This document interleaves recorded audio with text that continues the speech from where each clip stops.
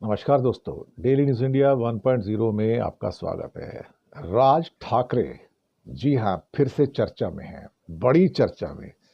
और इस बार तो चर्चा ऐसी, अंदाज तो उनका ऐसे होता है ना, उंगली उठा के जो सामने वाला हड़बड़ा जाता है एकदम से। और फिर उनसे पूछा गया कि भाई अल्टीमेटली आपकी पार्टी के बालानंद गांवकर इलाहाबाद गए थे कुंभ में नहाने के लिए, और वहां से गंगा का पवित्र जल लेकर आए थे। आपने इसे पीने से इनकार कर दिया।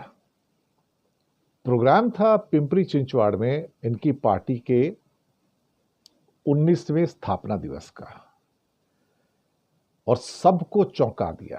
राज ठाकरे अपनी बेबाकी के लिए, अपने साहसी बोलों के लिए जाने जाते हैं,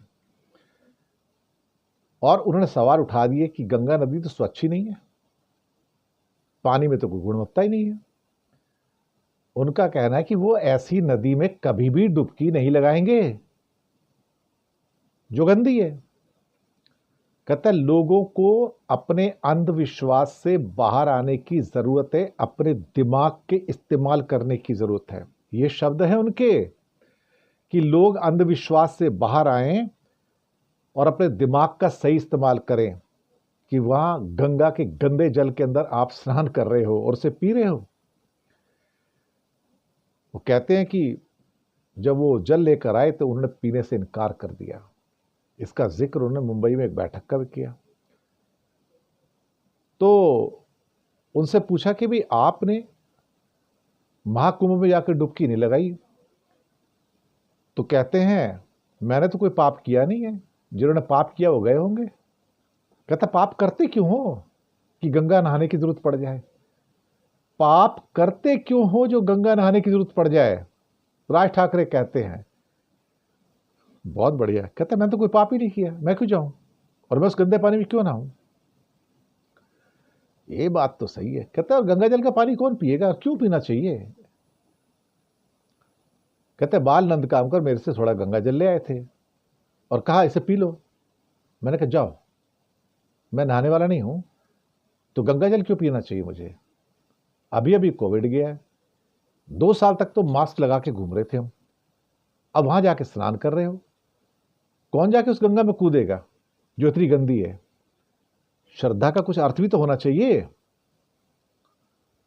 फिर राज ठाकरे कहते हैं मैंने लोगों को शरीर रगड़ रगड़ कर गंगा में नहाते देखा, कई लोग कपड़े धो रहे थे।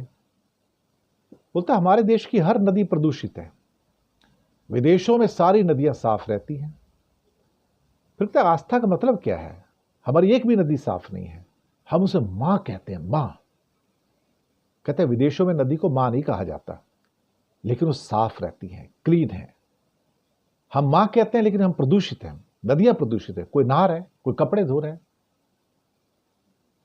कहता है राजीव गांधी के टाइम से सुनते आ रहे गंगा नदी को साफ किया जाएगा, साफ हुई क्या? दुर्भाग्य से ऐसा हुआ क्या? कहता लोगों को इस आस्था और अंधविश्वास से बाहर आना चाहिए और दिमाग का सही इस्तेमाल करना चाहिए।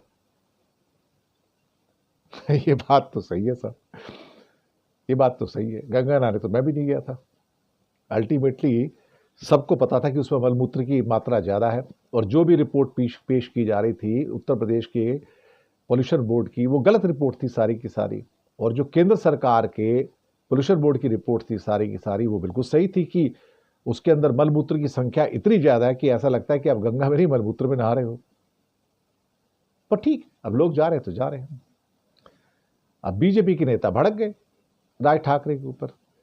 कहते जैसे आप अपनी भूमिका तरह तरह से बदलते रहते हो ना, महाराष्ट्र की जनता आपको हमेशा घर बिठा देती है। अगर आप गंगा जल नहीं पी सकते तो एक माथे पर गंगा जल का कलश ही रख लीजिए। इस मामले में राज ठाकरे को माफी मांगनी चाहिए, यह हिंदू धर्म का अपमान है। बीजेपी को भी राज ठाकरे से पूछना चाहिए कि करोड़ों लोगों ने जिन्होंने महाकुंभ में डुबकी लगाई, उस पर राज ठाकरे कैसे सवाल खड़े कर सकते हैं? 60 करोड़ ने स्नान किया, राज ठाकरे कहते हैं कि पानी गंदा, पीने लायक नहीं है। बात तो सही है। सीपीसीबी बोर्ड जो था वो तो कहता था ना, केंद्र सरकार का जो बोर्ड है वो तो कहे कि इसके अंदर तो फीकल कॉलीफॉर्म, फीकल कॉलीफॉर्म क्या होता है, फीकल किसे कहते हैं? अल्टीमेटली जो आपका मल मूत्र है उसी को तो कहते हैं ना। वो बैक्टीरिया खतरनाक स्तर पे था, ये बात तो सही है। और नेशनल ग्रीन ट्रिब्यूनल के पास यही रिपोर्ट थी। उत्तर प्रदेश के एक पोल्यूशन कंट्रोल बोर्ड की रिपोर्ट वो रिपोर्ट थी जो योगी जी चाहते थे कि यहां पानी बिल्कुल पवित्र है, पीने लायक है। क्या बात है। फिर कुछ लोग कहते हैं कि भाई इस ढंग से भावनाओं को ठेस पहुंचती है। अब ये भी अजीब बात है ना, सच कहना गुनाह हो गया। सच मत बोलो, झूठ बोलो, झूठ बोलते रहो। सच बोलोगे तो किसी की भावना आहत हो जाएगी। भाई आप मानते क्यों नहीं राज ठाकरे की बात या प्रदूषण बोर्ड की बात कि भाई गंगा में मलमूत्र बहुत ज्यादा है, नहाने लायक नहीं है पानी। और क्या कहा जाए, हिंदुओं को आहत हो जाएंगे, हिंदू आहत हो जाएंगे। क्या कहा जाए साहब, जो भी हो रहा है आपके सामने हो रहा है। फिर कहते हैं हरीश रावत, कांग्रेस वाले भी कहते हैं गंगा हमारा जीवन है, हमारी आस्था है, हमारे विश्वास का नाम है, हमारी सनातनी परंपरा है। ऐसी बातें हमारी भावनाओं को ठेस पहुंचाती हैं। तो भैया गिरफ्तार कर लो उसको। औरंगजेब के नाम पर अगर आप आबू आजमी को निलंबन कर सकते हो विधानसभा से, तो भाई साहब राज ठाकरे को गिरफ्तार करो कि आपने 110 करोड़ हिंदुओं की भावनाओं को आहत किया। गिरफ्तार क्यों नहीं करते उसको? पर क्या फडणवीस के अंदर इतना दम है? अच्छा एक काम कर लें, हेमंत बिस्वा शर्मा उसके ऊपर FIR करवा लें, गिरफ्तार कर लें राज ठाकरे को। हिम्मत है तो कर लें, दिल्ली पुलिस कर ले या कोई और पुलिस कर ले, फिर गुजरात की पुलिस कर ले, मोहन यादव जी मध्य प्रदेश की पुलिस में वो एक मुकदमा कर सकते हैं राज ठाकरे पे, कर ले भाई। मुसीबत यह है कि राज ठाकरे जिस उंगली उठा के बात करते हैं ना, ये जो आदमी सामने आके बात करना चाहेगा ना, सामने आके बात करे तो राज ठाकरे उनको ताल ठोक के जवाब देंगे। अगला बंदा घुटनों के ऊपर आ जाता है और बीजेपी वाले बंदे भी घुटनों पे आ जाएंगे जो बात कर रहे हैं सारी की सारी।